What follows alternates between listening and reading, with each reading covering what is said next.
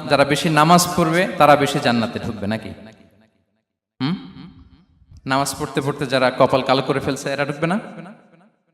যারা হজ করতে করতে বড় হাজী সাহেব হয়েছে, জিকির করতে করতে হাতে 3-4টা তাসবিহ রেখেছে, তাদের কথা বলা হয়েছে? এগুলো নিঃসন্দেহে অনেক বড় আমল, কিন্তু সবচাইতে বেশি জান্নাতে প্রবেশ করাবে যে আমল, বিষ্ণু বললেন, এক হচ্ছে আল্লাহর ভয়, আরেক হচ্ছে সর্বোত্তম আচরণ। প্রিয় ভাইরা, ইসলামের মেজাজটাকে চিনে নেন, ইসলামের এসেন্সটাকে বুঝে নেন। আমরা ভালো আচরণকে গুরুত্ব দিতে চাই না। অনেক নামাজি লোক দেখবেন নামাজ পড়তে পড়তে কপালে কালো দাগ ফেলে দিছে, বাসায় বউয়ের সাথে খারাপ আচরণ করে, খিটখিটে মেজাজের, প্রতিবেশীর সাথে শুধু ঝগড়া, কলিগদের সাথে ঝগড়া, মারামারি, দুঃসম্পর্ক, এরকম আছে না নাই বলেন? আছে না? কিন্তু নামাজি, অনেক বড় হাজি, একদিনও কোরআন তেলাওয়াত মিস হয় না, তো এত ইবাদত করেও সে ইসলামের আসল এসেন্সটাকে ধরতে পারে নাই। বিষ্ণু বললেন, সবচেয়ে বেশি জান্নাতে প্রবেশ করাবে যে দুটি আমল, একটি হচ্ছে তাকওয়াল্লাহ, আল্লাহর ভয়, আরেকটি হচ্ছে উত্তম আচরণ, সর্বোত্তম আচরণ। তো আমরা যেন উত্তম আচরণের অধিকারী হই, আমার স্ত্রীর সাথে যেন ভালো আচরণ করি, প্রতিবেশীর সাথে যেন ভালো আচরণ করি, ছেলে মেয়েদের সাথে যেন আমাদের অ্যাটিটিউডটা ভালো থাকে, আচরণটা ভালো থাকে, কলিগের সাথে যেন ভালো থাকে। বিশ্বনবীর আচরণ যেমন ছিল তেমন আচরণ যেন আমরা গড়ে তুলতে পারি। আওয়াজ করে পড়ুন আমিন। সুনানে আবু দাউদের এক বর্ণনা বিষ্ণু ইসলাম বলেন, খুব চমৎকার একটি হাদিস, মনোযোগ দিয়ে শুনুন। তিনি বলেন, আনা যাঈনুন বিবাইতিন ফি রাবাদিল জান্নাতি লিমান তারাকাল মিরাআ ওয়া ইন কানা মুহিক্কান। আমি ওই ব্যক্তিকে জান্নাতের আঙ্গিনায় একটা ঘরের গ্যারান্টি দেই যে ব্যক্তি তর্ক করার সময় নিজে হক এটা জেনেও সে তর্ক থামিয়ে দেয়। অনেক সময় হয় না, অনেকে পায়ে পাড়া দিয়ে ঝগড়া করতে আসে, এরকম আছে না নাই? আপনি চুপচাপ দেখবেন একটা বাজে কমেন্টস করতেছে, আবার কমেন্টের নিচে কমেন্ট, আবার গালি, হ্যাঁ আছে না এরকম? বিষ্ণু বলেন, নিজে হক এটা জানার পরেও আর যাতে তর্ক না বাড়ে, যে তর্ক থামিয়ে দেয় জান্নাতের আঙ্গিনায়, তাকে আমি একটা ঘরের গ্যারান্টি দেই। ওয়াবিবাইতিন ফি ওয়াসাতিল জান্নাতি লিমান তারাকাল কাযিবা ওয়া ইন কানা মাযিহান। আর ওই ব্যক্তিকে আমি জান্নাতের মাঝখানে একটা ঘরের গ্যারান্টি দেই যে ব্যক্তি কৌতুক করার সময়ও মিথ্যা পরিহার করে। করতেছে কৌতুক, ফান করতেছে আর কি, হি ইজ কিডিং, ফান করে, কৌতুক করে, কিন্তু কৌতুকের সময় সে মিথ্যা বলে না। এই স্বভাব যাদের, তাদেরকে আমি জান্নাতের মাঝ বরাবর একটা ঘরের গ্যারান্টি দেই। এরপর বিষ্ণু কি বলে দেখেন, তিনি বলেন, ওয়াবিবাইতিন ফি আ'লাল জান্নাতি লিমান হাসানা খুলুকাহ। আর জান্নাতের একেবারে হাইস্ট পিক অফ প্যারাডাইস, জান্নাতের সর্বোচ্চ স্তরে আমি একটা ঘর বা একটা বাসভবনের গ্যারান্টি ওই ব্যক্তিকে দেই যে তার আচরণটা সুন্দর করেছে, যে সুন্দর আচরণের অধিকারী হয়েছে, তাকে জান্নাতের হাইস্ট পিকে আমি একটা বাসভবনের গ্যারান্টি দেই। তাহলে বলেন তো, আমাদের আচরণটা সুন্দর করার দরকার আছে না নাই? এটা খুব ছোটখাটো একটা আমল, তাই না? কথা বলেন, দক্ষিণ কোরিয়া প্রবাসী ভাইরা আওয়াজ করে বলেন, এটা কি ছোট আমল? দেখলে সালাম দিব, সুন্দরভাবে কথা বলবো, ভালো উইশ করব, হ্যাঁ, হিংসা জিঘাংসা অহংকার থেকে মুক্ত থাকবো, খিটখিটে মেজাজের হব না, অলওয়েজ স্মাইলিং ফেস থাকবে আমার, হৃদ্যতাপূর্ণ আচরণ। এই কাজটা কি ছোট আমল? আওয়াজ করে বলেন, এই আমলটা কি ছোট না বড়? প্রিয় ভাইরা, বিষ্ণু ইসলাম সবার সাথে এরকম মাধুর্যতাপূর্ণ আচরণ করতেন, ছোট থেকে বড়, নারী থেকে পুরুষ, বন্ধু থেকে শত্রু, সবার সাথে সুন্দর আচরণ করতেন। এবং তার এই চমৎকার আচরণে মুগ্ধ হয়ে তার অনেক শত্রু মুহূর্তে তার বন্ধুতে পরিণত হয়েছে। তাহলে আসুন আমরা দেখি আমাদের প্রিয় নবীজির আচরণ কেমন ছিল। শুরুতেই আমরা দেখি যে শিশুদের সাথে বিষ্ণু ইসলাম কেমন আচরণ করতেন, সেটা আমরা শুনবো। আমরা যদি থ্রু দ্য লেন্স অফ সিরা অথবা through the lens of Sunnah, Sunnah lens দিয়ে, আমরা তো এক একজন এক এক লেন্স লাগাই, তো দেখবেন যে সুন্দর একটা গ্লাস পরলে যেটা যেই কালার ওইটা দেখা যায়, কিন্তু নীল গ্লাস পরলে গোটা দুনিয়াটা, লাল গ্লাস লাগালে দুনিয়াটা। এই জন্য কোরআনের লেন্স দিয়ে আমরা বিশ্ব দেখি। কোন লেন্স দিয়ে বিশ্ব দেখব? We see the world through the lens of Quran. আজকের আলোচনাটা আমরা করব থ্রু দ্য লেন্স অফ সিরা, সিরাতের আলোকে, সুন্নাহর আলোকে দেখি বিষ্ণু ইসলাম শিশুদের সাথে তিনি কেমন আচরণ করতেন। বিষ্ণু ইসলামের কাছে যখন কোনো শিশু নিয়ে আসা হতো, তিনি তাহনিক করতেন। হাদিসে এসেছে, সিরায় এসেছে। তাহনিক কি? খেজুর চিবিয়ে খেজুরের মিষ্টি রস লালাসহ বাচ্চার মুখে লাগিয়ে দিতেন। আলেমদের কাছে, অনেক আলেমদের কাছে আসে আমার কাছে অনেকে এসেছে বাচ্চাদেরকে নিয়ে, তো আমরা এই সুন্নাহর উপর আমল হিসেবে খেজুর চিবিয়ে এর রসটা মুখে ঢুকিয়ে দিয়েছি। বারাকা, বিষ্ণু ইসলামের বারাকা নেওয়ার জন্য আসতো ছোট্ট বাচ্চাদেরকে নিয়ে। মদিনায় যখন সাহাবারা হিজরত করলেন মক্কা থেকে, মুসলিমদের ঘরে সন্তান সন্ততি নাই, বাচ্চা কাচ্চা হয় না। ইহুদিরা টিটকারি করে, এই তো মুসলমানদের সন্তান নাই। সর্বপ্রথম যেই সন্তান হয়েছে তিনি হচ্ছেন আয়েশা রাদিয়াল্লাহু তাআলা আনহার বড় বোন আসমা বিনতে আবু বকরের ঘর উজাড় করে এক সন্তান এসেছে, পুত্র সন্তান, নাম হচ্ছে আব্দুল্লাহ। কি নাম? আব্দুল্লাহ ইবনে জুবাইর। তো আসমা আব্দুল্লাহকে কোলে নিয়ে বিশ্বনবীর কাছে আসলেন। বিশ্বনবী খেজুর চিবিয়ে ওনার লালা মিশ্রিত রস খেজুর সহ মুখে লাগিয়ে দিলেন। তা আসমা সবসময় গর্ব করে বলতেন যে আমার সন্তানের পাকস্থলীতে সর্বপ্রথম যেটা ঢুকেছে এটা হচ্ছে বিশ্বনবীর লালা মিশ্রিত খেজুরের রস। আল্লাহু আকবার। বাচ্চারা আসলে বিশ্বনবী তাহনিক করতেন, এবং এটা ল্যাবরেটরিক্যালি প্রুভড, সায়েন্টিফিক্যালি প্রুভড যে বাচ্চার জন্মের পরে এরকম মিষ্টি দিলে, স্পেশালি ডেটস নির্যাস যদি দেয়া হয়, তাহলে এটা তার ইমিউন সিস্টেম বাড়ায়, রোগ প্রতিরোধ ক্ষমতা বাড়ায়, তার ব্লাড সার্কুলেশন বাড়ায়, রক্ত সঞ্চালন বাড়ায়। বিশ্বনবী এটা করতেন। অনেক মায়েরা বরকতের জন্য বিশ্বনবীর কোলে বাচ্চা দিতেন। অনেক বাচ্চা বিশ্বনবীর কোলেই পেশাব করেছে, হাদিস সাক্ষী। ওখান থেকে মাসালা এসেছে, মেয়ে বাচ্চা পেশাব করলে কিভাবে ক্লিন হবে, ছেলে বাচ্চা পেশাব করলে কিভাবে ক্লিন হবে। বিশ্বনবীর কোলে নিয়েছেন, পেশাব করে দিছে ভরায়া। আল্লাহু আকবার। বাচ্চাদের মাথায় তিনি হাত বুলিয়ে দিতেন। যেই বাচ্চার মাথায় বিশ্বনবী হাত বুলাতেন, ওই বাচ্চার মাথায় খুব বেশি বেশি চুল গজাতো। সুবহানাল্লাহ পড়বেন না? এক ভণ্ড, সেও ছিল নবী দাবিদার, মুসাইলামাতুল কাদ্দাব। সে নবীকে কপি করত, নবী যা যা করতো তাই করত। তো সেও তার এলাকায় অনেক বাচ্চাদের মাথায় হাত বুলাই দিতে শুরু করলো, যে মোহাম্মদ বাচ্চার মাথায় হাত বুলালে বাচ্চার মাথায় চুল বড় হয়, আমিও তাই করবো। সে বলতো আমিও নবী। সে বলতো নবু আনিস শুনলি ওয়ানিস শুনলা কে মোহাম্মদ, হে মোহাম্মদ, নবু তোমার অর্ধেক আমার অর্ধেক। কি মামুর বাড়ির আবদার দেখছেন? বলে আমারটা আমাকে বুঝিয়ে দাও। তো নবীকে কপি করতো।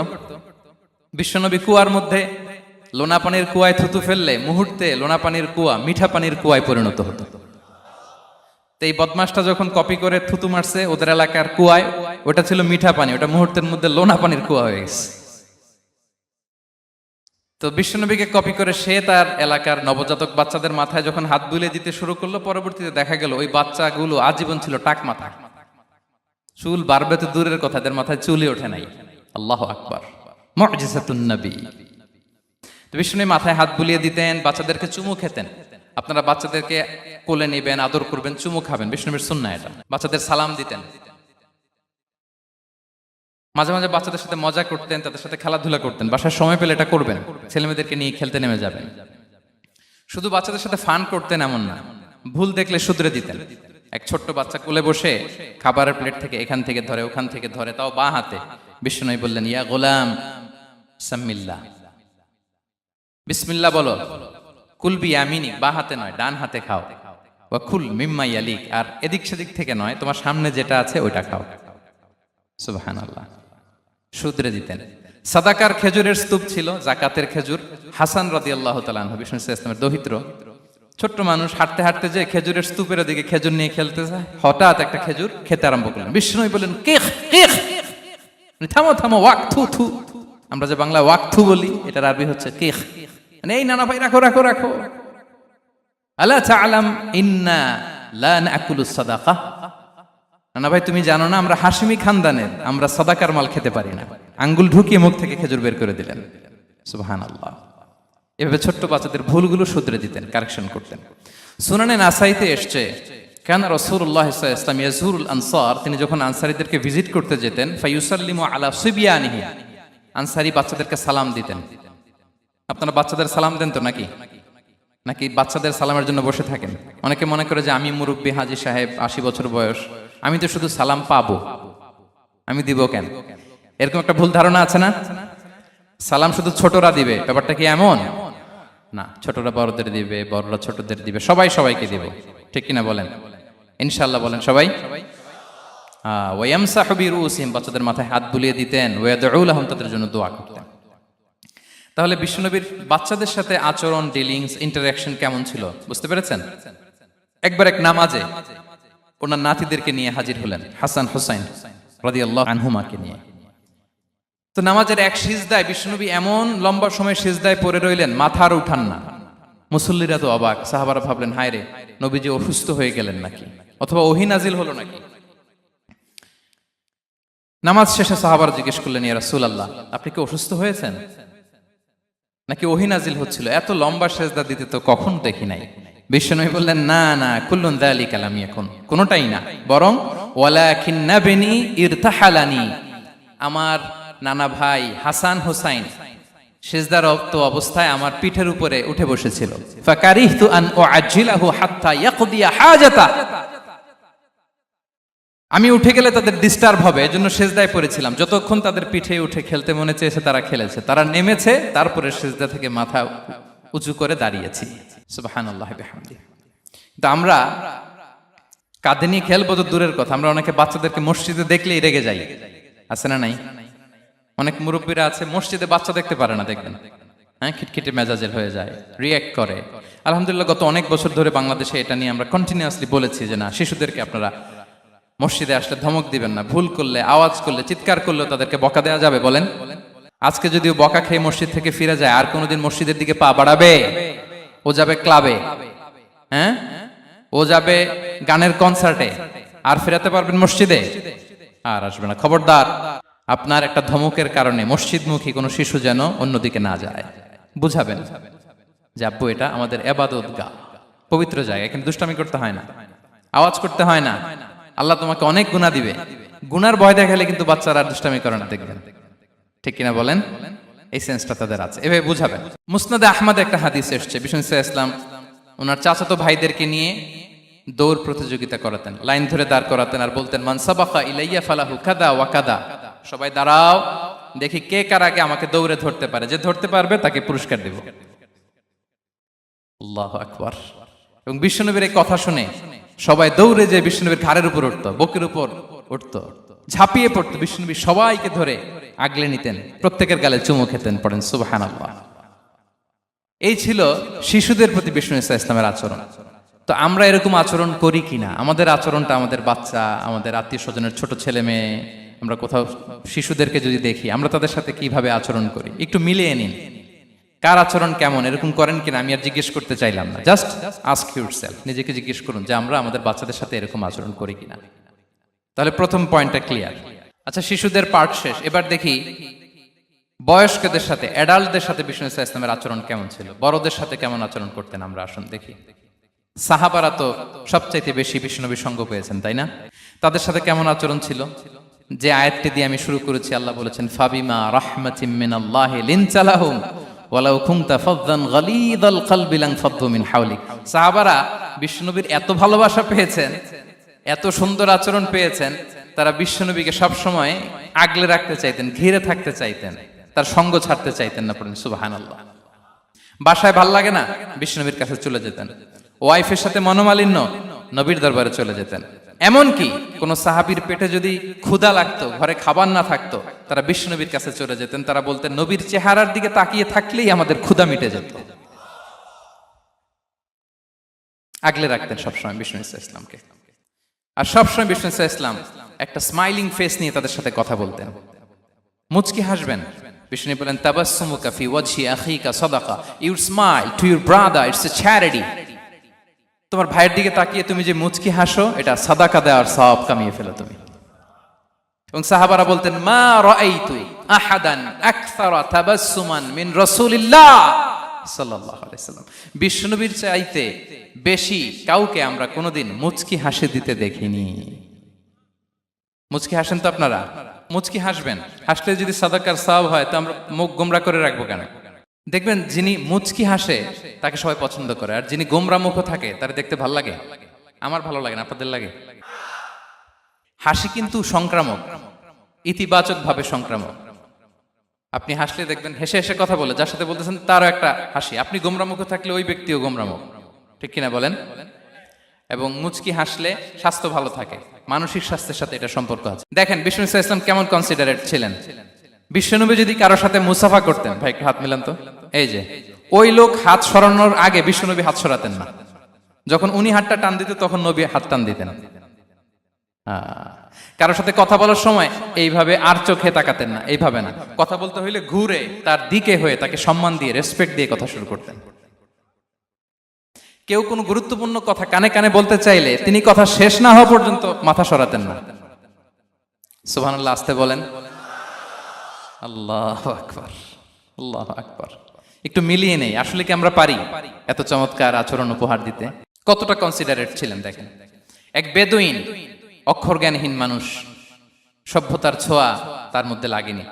সে মসজিদে নববীতে ঢুকে একবার মসজিদে নববীর মাঝখানে পেশাব করা শুরু করলেন। কি করা শুরু করলেন? কোথায়? টয়লেটে?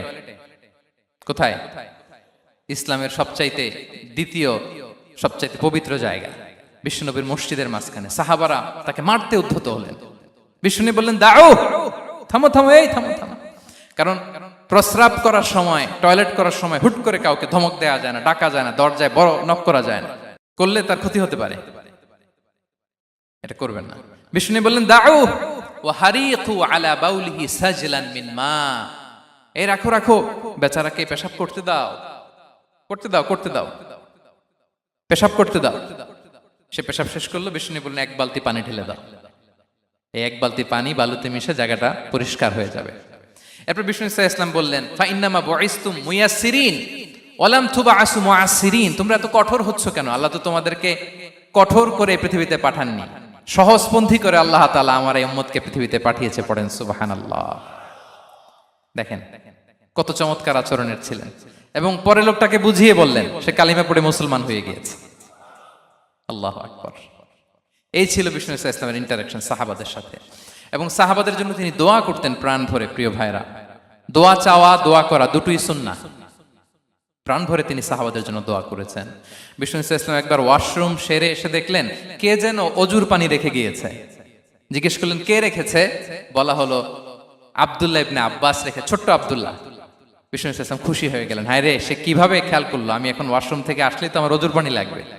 খুশি হয়ে একটা দোয়া করলেন তার জন্য। তিনি বললেন, আল্লাহুম্মা ফাক্কিহহু ফিদ্দীন ওয়া আল্লিমহু তা'ওয়িল। মানে হে আল্লাহ, আপনি তাকে দ্বীনের জ্ঞান দেন এবং কোরআনের ব্যাখ্যা তারে শিক্ষা দেন।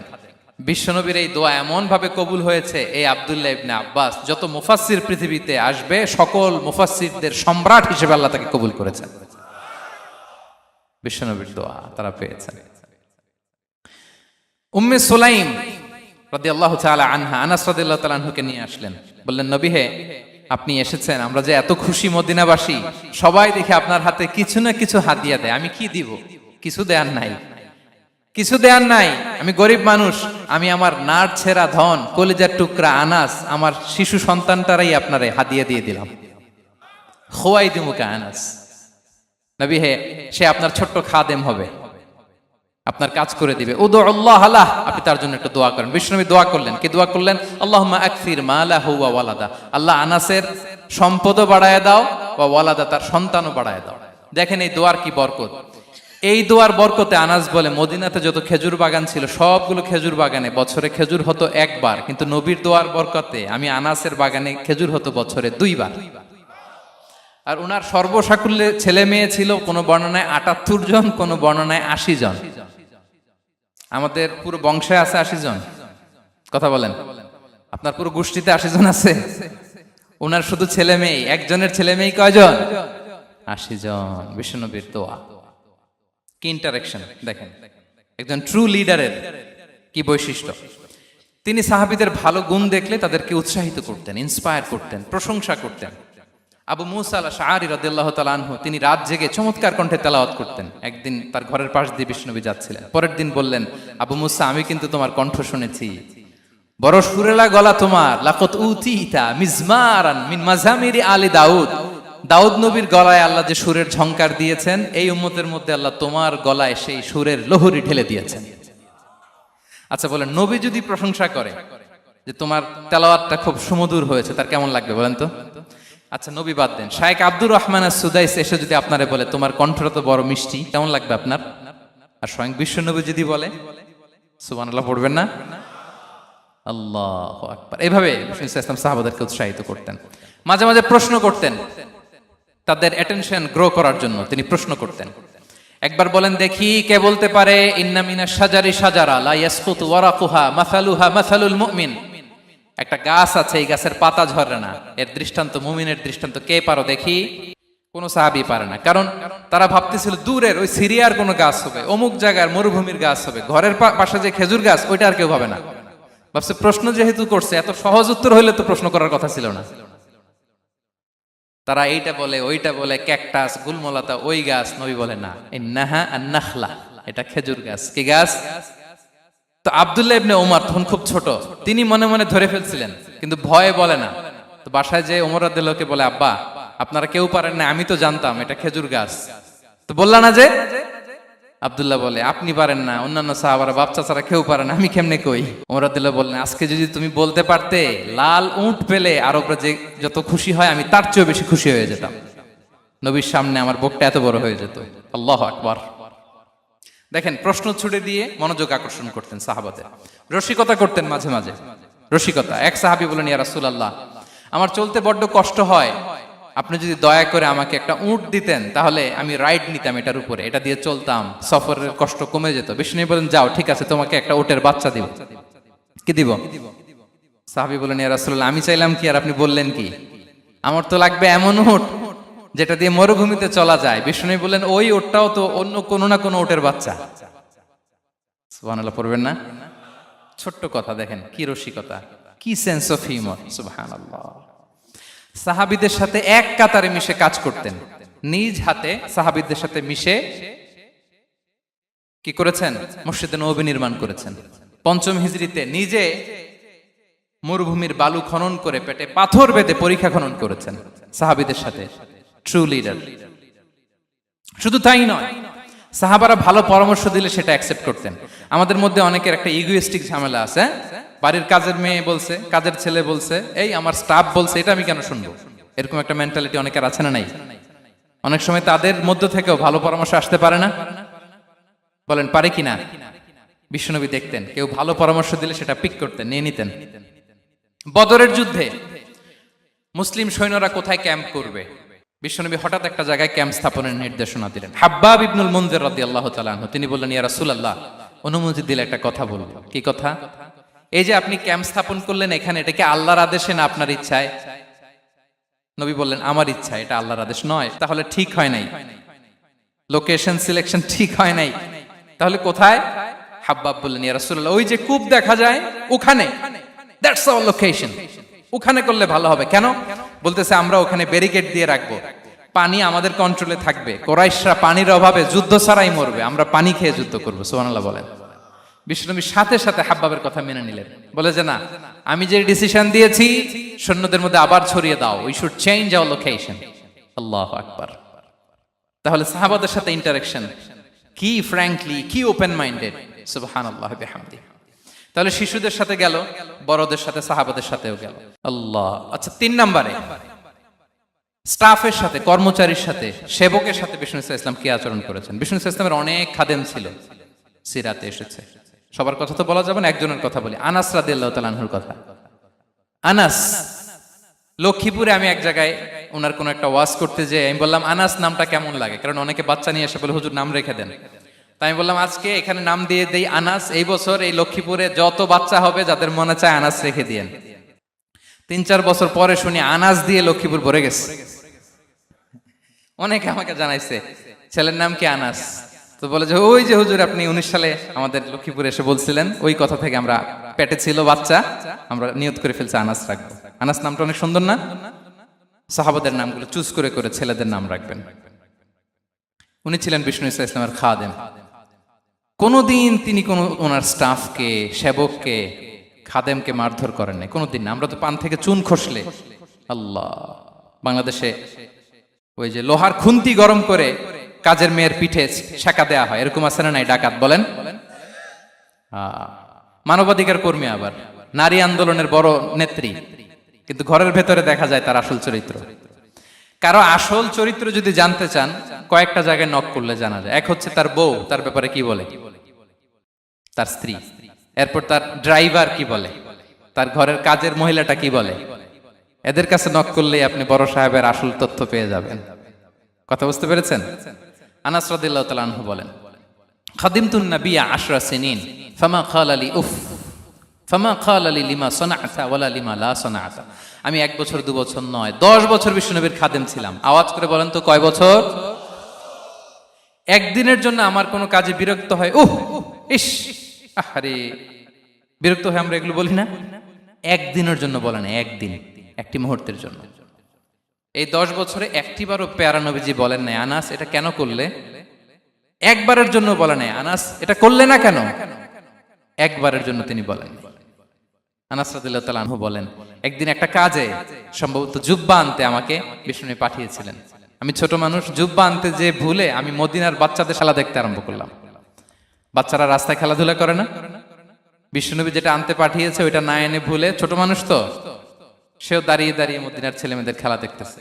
এখন সময়ের পর সময় যায়, ঘন্টার পর ঘন্টা যায়, আনাস তো আর আসে না জুব্বা নিয়ে। বিষ্ণুনবী ভাবলেন, হায় রে, আনাস মনে ভুলে গেছে, যাই নিজের কাজ নিজেই করে নিয়ে আসি। বিষ্ণুনবী বেরোলেন, বেরোই দেখে ওই তো আনাস, আমার আনাস বাচ্চাদের সাথে খেলা দেখতেছে। আমরা হইলে কি করতাম?